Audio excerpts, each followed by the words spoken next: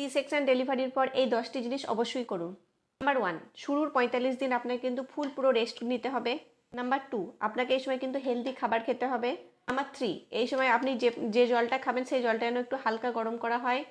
Number 4, স্নান করার সময় কিন্তু হালকা গরম জলে আপনাকে স্নান করতে হবে। নাম্বার 5, স্নানের সময় আপনি যে সাবানটা ইউজ করবেন সেই সাবানটা যেন অ্যান্টিবায়োটিক সাবান হয়।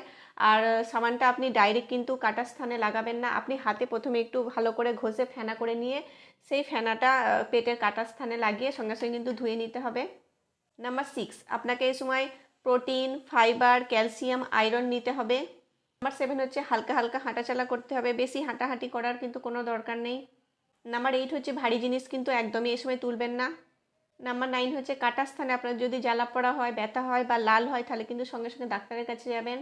10 হচ্ছে এই সময় যেন কোনো রকম ঠান্ডা না লাগে, মানে আপনার জন্য হাঁচি বা কাশি যেন না হয় সেই চেষ্টা সবসময় করবেন। এরকম ছোটো বড়ো আরও টিপস পাওয়ার জন্য অবশ্যই চ্যানেলটিকে সাবস্ক্রাইব করবেন।